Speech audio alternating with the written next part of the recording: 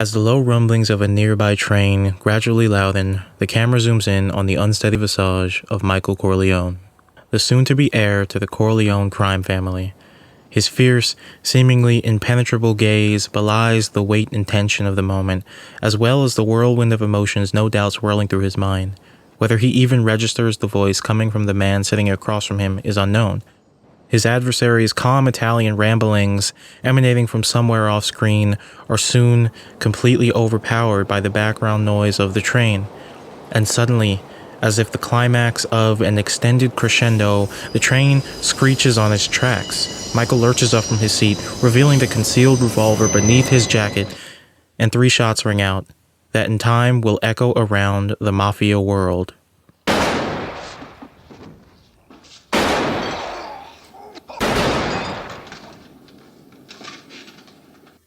But who is the man behind the gun? Who is Michael Corleone, really?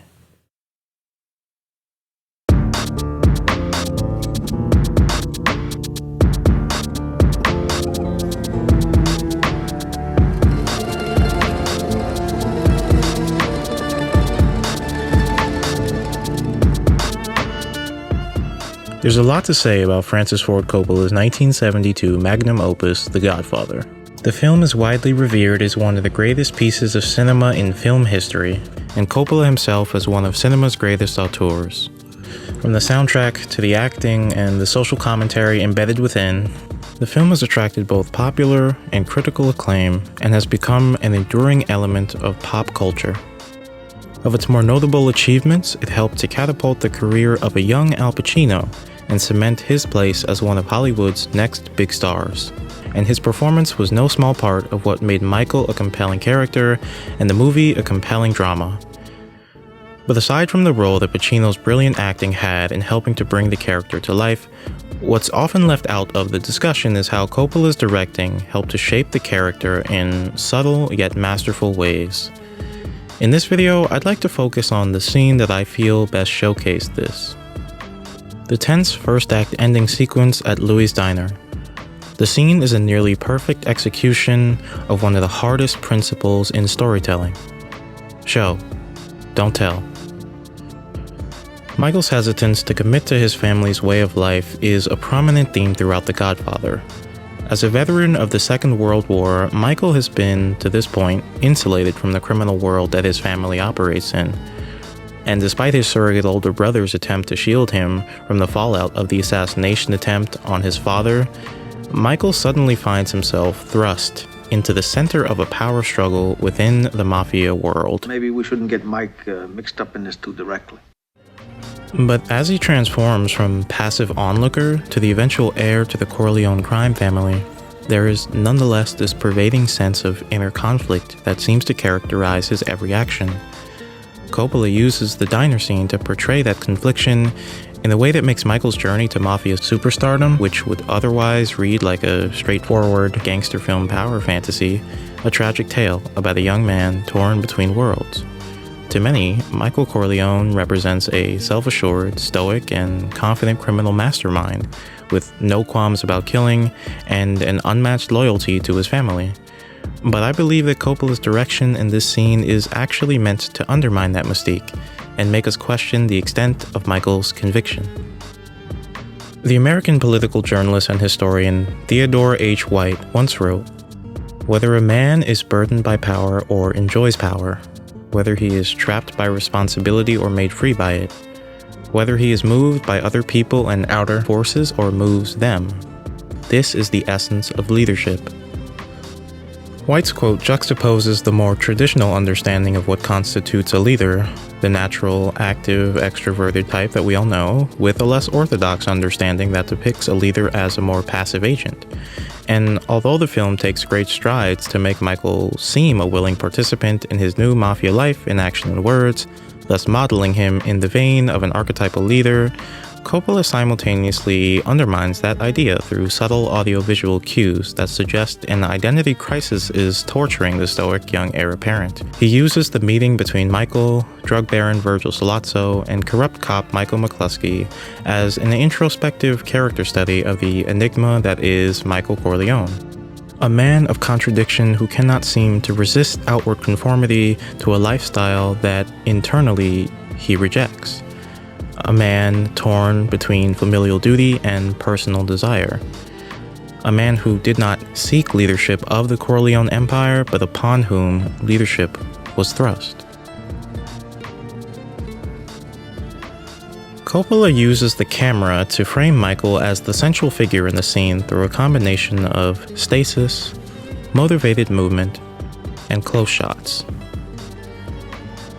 Which is just a fancy way of saying that he keeps the camera still, focused on Michael, and only moves it primarily if Michael is moving. Throughout the scene, the majority of the time the camera is stationary. It's kept at an eye level to Michael, Sollozzo, and McCluskey. Coppola goes to great lengths to ensure that the background characters do not obstruct the action of the scene. At one point, a waiter comes by and we're never shown his face. The scene is comprised of these kinds of close shots that cut out the characters in the background. You might not have even noticed it on your first watch, but if you pay attention to the surrounding elements, you'll notice that the background and the other patrons are actually out of focus at certain points. The effect of all this is to place the viewer's attention squarely on the exchange happening between Michael and his enemies, a visual metaphor for Michael's hyper-focused mindset during the scene. This directorial choice is a direct parallel to the narrative significance of the scene as well. I mean, let's put the scene in context to what transpired beforehand. Michael's entire world was basically turned upside down in the span of a few days. His father's right-hand man, a man who Michael probably had known his whole life and was close with, and who was considered one of the toughest and strongest among the Corleones, was unceremoniously strangled to death, and now sleeps with the fishes. His adoptive brother was kidnapped and held as a bargaining chip to force the Corleones into an undesirable business agreement. And the onslaught finally culminated in a failed assassination attempt on the family patriarch, which led to an even more tense encounter where Michael barely escaped with his own life, let alone his father's, but for his own instinct and guts. Oh, and as a reward for his efforts, a nice firm chin check from the boys in blue. So yeah, for Michael it's pretty important to be in the moment. The camera work implies that anyone else may as well not even be in the same room with him besides the other two men at the table. And even then, McCluskey, save for a short word at the beginning and middle of the scene, is kept mostly off-screen. This use of the camera further orients us to where Michael's attention lies, which is, in that moment, primarily on the chief architect of the Corleone family's recent saga of suffering, Virgil the Turk Sollozzo. In addition to focusing our attention on Michael, it holds a more subtle but perhaps more important purpose. The close shot is a technique that inherently puts its subject in a more vulnerable position that allows us to see the most minute expressions in great detail. Coppola makes use of this angle to sow doubt in our minds about who Michael really is.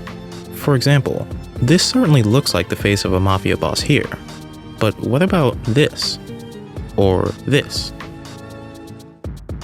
In spite of what is about to take place, we're being asked to evaluate whether Michael is really a cold-blooded killer, or whether something else is going on beneath the surface.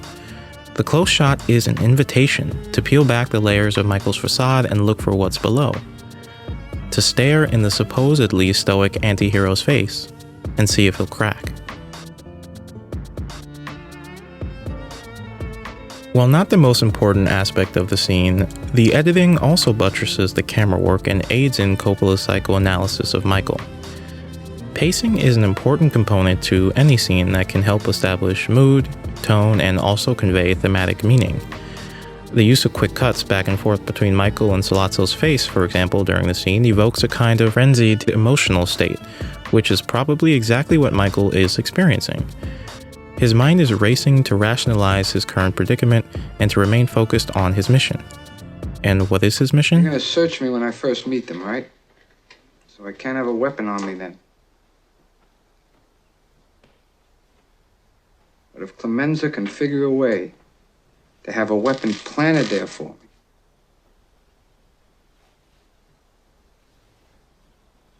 then I'll kill them both. The icing on top is that much of the scene itself is one long take.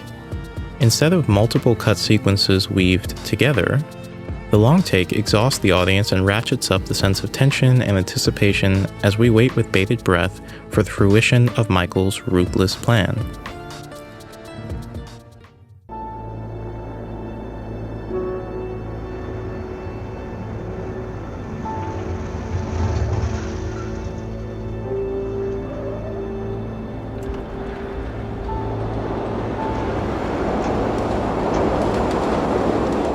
Of all the tools he employs to convey Michael's emotional state in the diner scene, the sound work, to me, is by far the most impressive.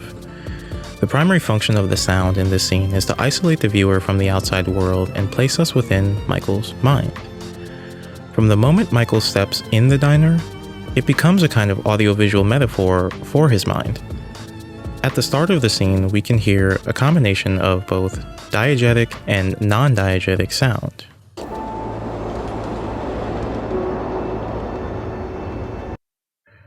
The bustling of the city on one hand, and the film's score on the other.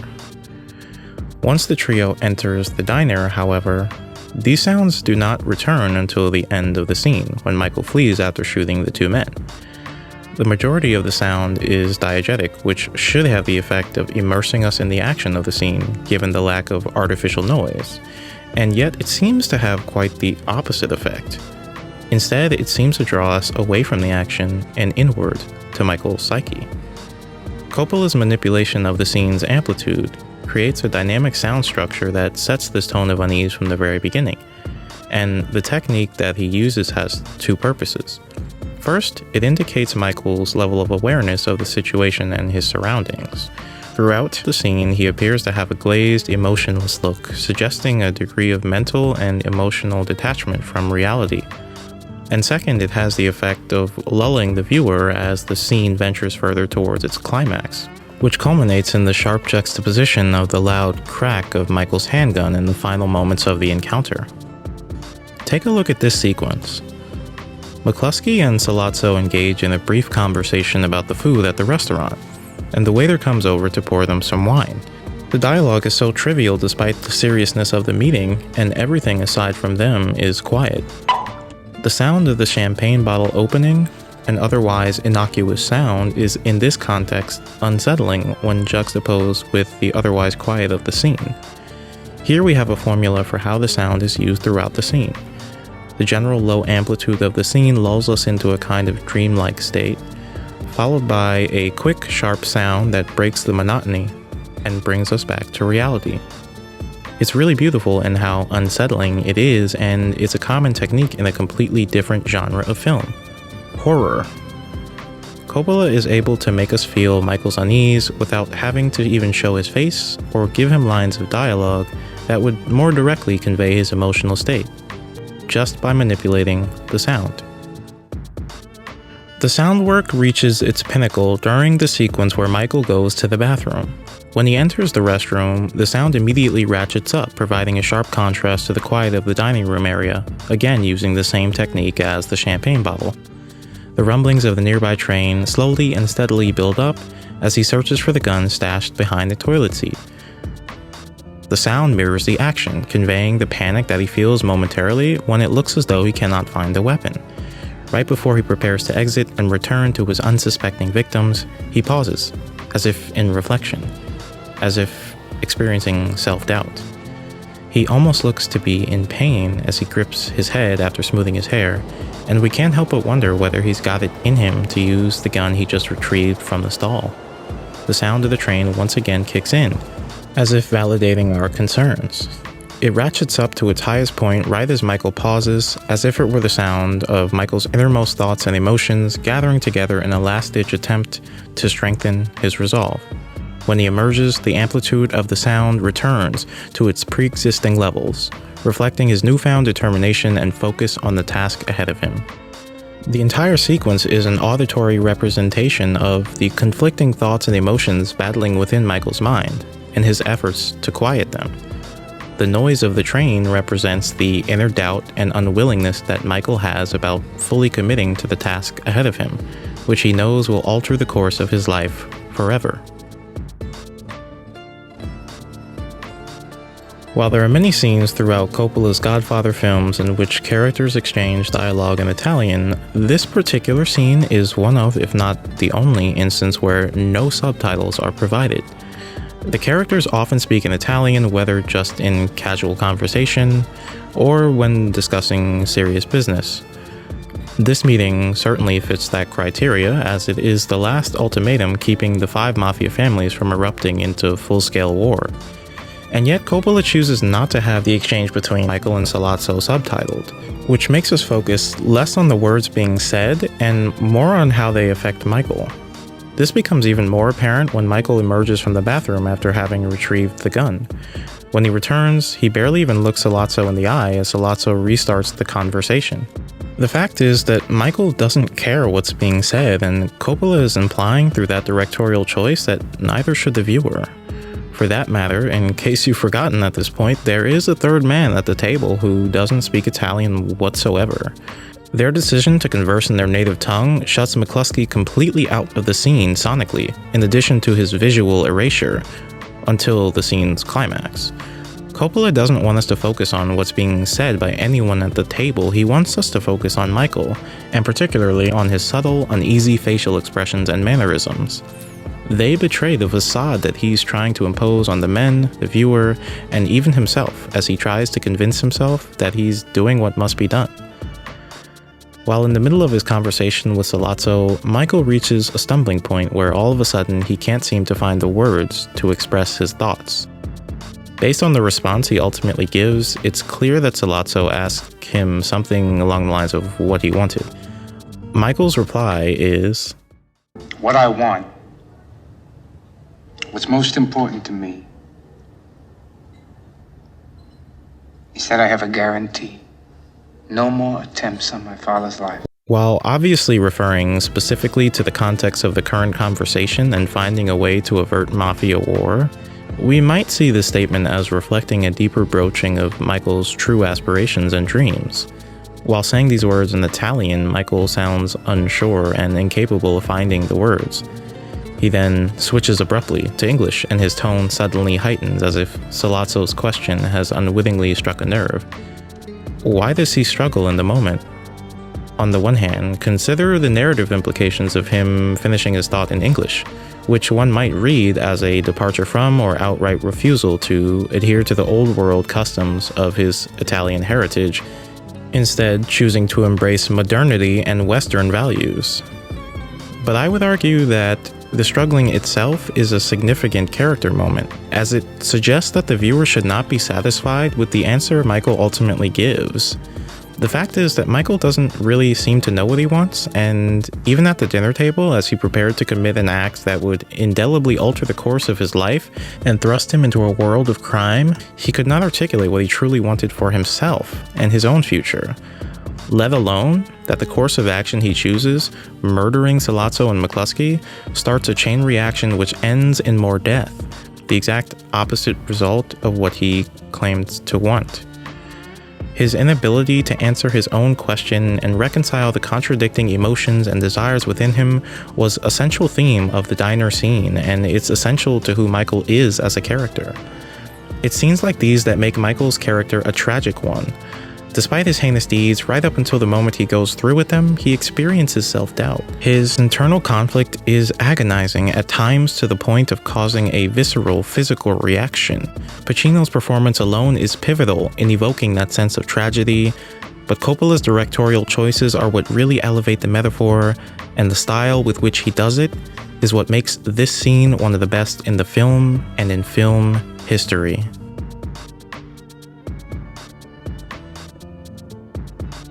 There are plenty of gangster movie anti-heroes that exhibit the same ruthlessness and capacity for violence as Pacino's Michael Corleone, some of whom he himself has portrayed, but the Godfather's diner scene really sets that character apart and reveals an underlying layer of complexity that makes the character quite unique and, again, ultimately tragic.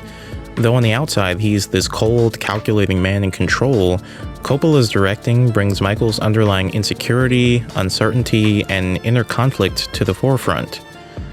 The juxtaposition between his conviction and his insecurity, The tension between his familial duty and his personal aspirations, and the contradiction between his feeling of isolation and the reality of his position at the center of a huge mafia enterprise. All of these were illustrated with only the help of a near-empty diner, a few lines of dialogue, and a couple of bullets. The camera work, editing, dialogue, and sound manipulation Coppola uses in the scene convey an image of an embattled and insecure young man encumbered by the burden of leadership. That image comes full circle at the end of Godfather Part 2, where, in a flashback to a family dinner, we're once again left alone with Michael and his thoughts, and we realize that Michael has felt this way for some time, if not his whole life. Coppola continues to use the camera as a storytelling tool, crowding the shot with characters on the opposite side of the table, and therefore making Michael's isolation stark and unmistakable. It's a position that Coppola often places Michael in, perhaps not more poignantly than while watching the execution of his sole remaining brother at the end of Part 2, an execution that Michael himself ordered. The grim young Corleone exemplifies the saying, "Heavy is the head that wears the crown." And despite his natural leadership qualities and what he outwardly presents, he is not the archetypal leader. He's someone who does not want the crown he wears. But from the moment he stepped in Louis' diner, it was his burden to bear. And that's what I love so much about the scene. Coppola could have just made the scene a gore-ridden shootout, but instead he chose to use the scene as a vehicle to propel the narrative forward and deepen our understanding of the protagonist and his motivations. And that really epitomizes what I love about not just movies, but storytelling as an art form. Whatever it is, whether it's cinema, literature, video games, or any other medium, humans have been drawn to storytelling since the dawn of time. Storytelling tells us something about ourselves and the world around us. There's gotta be a so what, a what for, a reason for telling a story. Otherwise, why bother? Stories can empower, stories can enlighten, stories can inspire, no matter their genre, time period, or medium, just as long as they say something.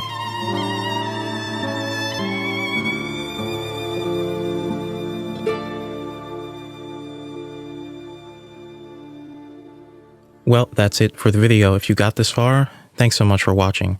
If you liked what you saw, leave a like, comment, and subscribe for more videos dissecting stories that say something.